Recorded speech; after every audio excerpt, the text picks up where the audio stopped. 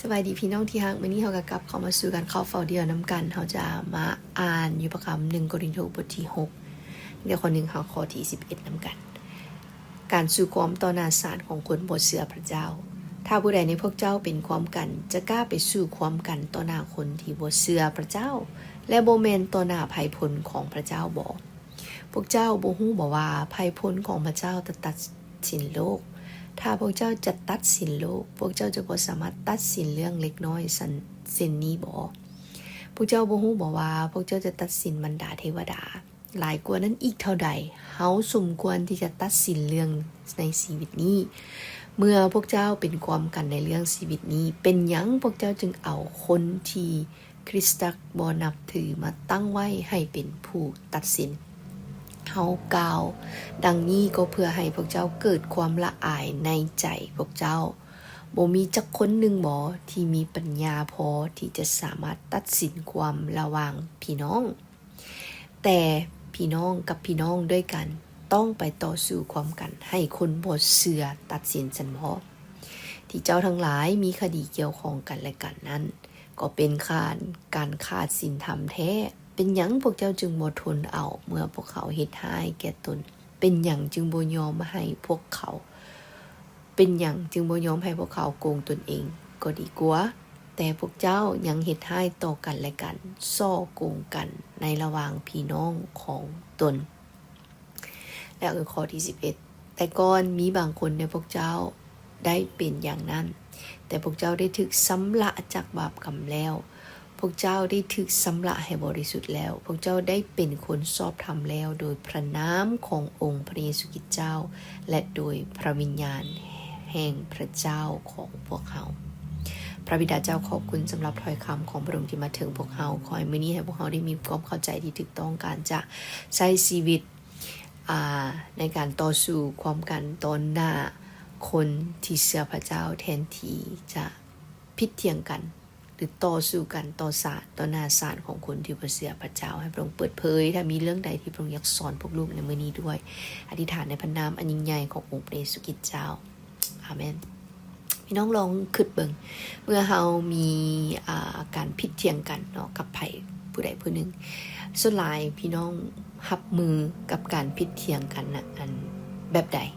จะเป็นการที่พี่น้องอยากคืนดีกับเขาเจ้าบ่หรือว่าพี่น้องอยากพิสูจน์ว่าตัวเองนะเฮ็ดถูกบ่มีความผิดเนาะซึ่งในพระคำโครินโธตั้งแต่เริ่มบทที่1ที่ผ่านมาเราก็จะเห็นแล้วว่าเปโลได้เว้าถึงเรื่องการแตกแยกเนาะที่จะนำพาไปสู่การบ่มีความสามัคคีในคริสตจักรมันเป็นเรื่องที่บ่สมควรอยู่ในลักษณะจักรขององค์พระผู้เป็นเจ้าและอยู่ในบทที่6นี้เปโลก็ได้เปิดเผยเนาะปัญหาที่เกิดขึ้นกับเรื่องการต่อสู้ความกันต่อหน้าศาลของคนที่บ่เชื่อพระเจ้าเนาะแทนที่พี่น้องคริสเตียนกันเองจะเข้ามาต่อสู้กันในศาลที่มีคริสเตียนเป็นผู้ที่ตัดสินความแต่เขาผัดไปให้คนที่บ่เชื่อพระเจ้ามาตัดสินเรื่องที่เล็กน้อยที่เกิดขึ้นในระหว่างการพิดเถียงกันเนาะจึงการกระทำเหล่านั้นก็เป็นการกระทำที่ส่อให้เห็นถึงความ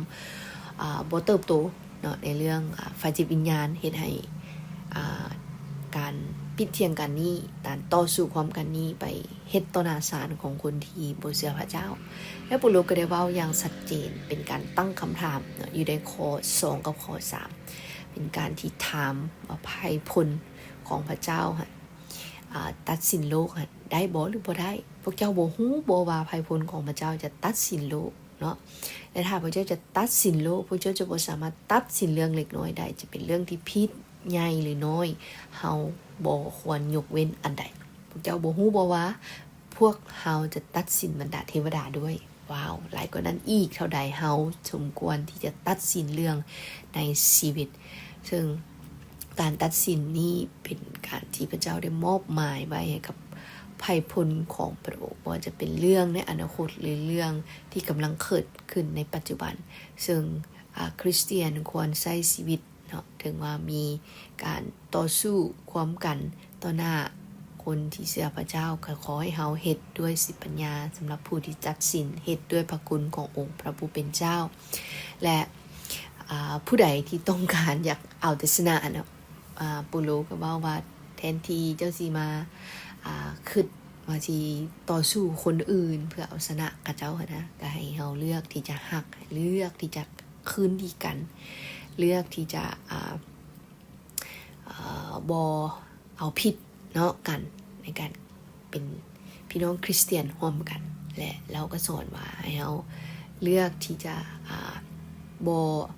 เอาความกันหรือบ่อยากเอาชนะกันนะดีกว่าเพราะว่าอย่างมันจะบ่นำความแตกแยกให้เกิดขึ้นในคริสตจักรแล้วก็จะเป็นคำพิญญาณให้กับคนอื่นได้เห็นว่าพระเจ้าเป็นเจ้านายเหนือชีวิตของคริสตจักรนั่นสุดท้ายเปาโลก็ได้บอกว่า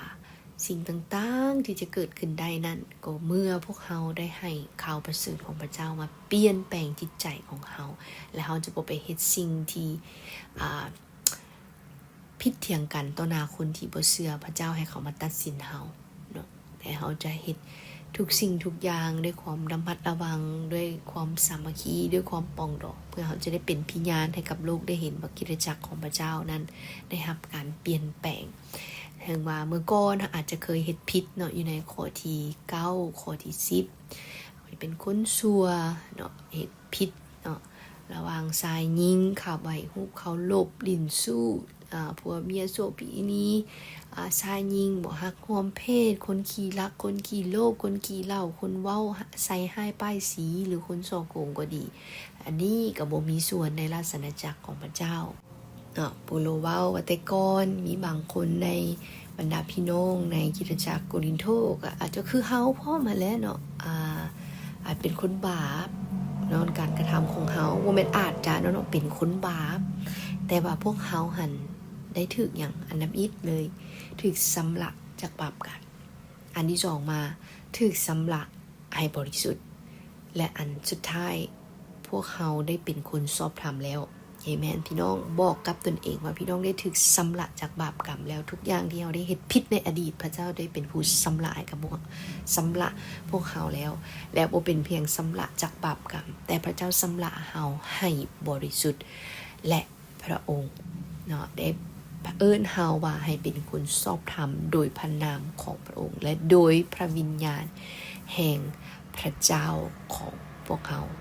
ฉะนั้นพี่น้องขอให้เฮาปรารถนาที่จะใช้ชีวิตร่วมกันโดยการคืนดีกันแทนที่จะเอาชนะกันเนาะให้เฮาอยู่ร่วมกันด้วยความสามัคคีปรองดองซึ่งกันและกันรับฟังซึ่งกันและกันอยู่ด้วยความถ่อมตัวให้อภัยกันและให้ถ้อยคำของพระเจ้านั้นมาเป็นต้นแบบที่จะนำพาชีวิตของพวกเขาให้ใช้ชีวิตให้เป็นแบบอย่างให้คนบ่เชื่อพระเจ้าได้มารู้จักพระเจ้าถ้าเฮาอยู่ในความสามัคคีบ่แม่นการเอาชนะซึ่งกันและกันคนอื่นก็จะได้เห็นเฮาแตกต่างจากการใช้แตกต่างในการใช้ชีวิตที่บ่คือกันกับคนที่อยู่ในฝ่ายโลกนี้และสุดท้ายก็คืออยากให้พี่น้องได้แน่นอนใจว่าพี่น้องเป็นคนใหม่แล้วเนาะพี่น้องเป็นคนใหม่ฉะนั้นพระเจ้าได้สำละเฮาจากบาปกรรมพระเจ้าได้สำละเฮาบริสุทธิ์พระเจ้าได้มอบเอิ้นเฮาให้เป็นคนชอบธรรมสันใดแล้วก็ขอให้สิ่งนี้นำพาเฮาให้ใช้ชีวิตอยู่ร่วมกันกับคนอื่นเนาะด้วยความสัมพันธ์ที่ปรองดองสามัคคีกันเพราะพระคริสต์เป็นเหตุผลเฮาจึงสามารถให้อภัยยกโทษให้กันและเป็นห่วงซึ่งกันและกันและอยู่ร่วมกันด้วยสันติสุขได้เพื่อเฮ็ดให้พระวิหารของพระเจ้านี้สายส่องสง่าราศีออกไปให้กับคนอื่นได้เห็นพระคริสต์ที่เป็นต้นแบบของการใช้ชีวิตของเขาให้เราร่วมใจกันอธิษฐานพระเจ้าขอบคุณพระองค์ในมื้อนี้ขอบคุณที่พระเจ้าได้เปิดเผยถึงการใช้ชีวิตในพระวิหารของพระองค์ที่เราจะบ่ได้พิดเถียงกันหรือส่อโกงกันไปต่อสู้กันต่อหน้าคนที่บ่เชื่อพระเจ้าแต่เราจะอยู่ด้วยความสามัคคีอยู่ด้วยความปรองดองหักแพงซึ่งกันและกันให้อภัยซึ่งกันและกันและอยู่ร่วมกันในการเป็นแบบอย่างที่จะส่องสายสะท้อนให้กับคนที่บ่เชื่อพระเจ้านั้นให้เห็น พระเจ้าผ่านการใช้ชีวิตของพวกลูกทั้งหลายให้พวกเขาจดจำไว้ว่าพวกเขาได้ถูกสำระจากบาปกรรมแล้วพวกเขาได้ถูกสำระให้บริสุทธิ์แล้ว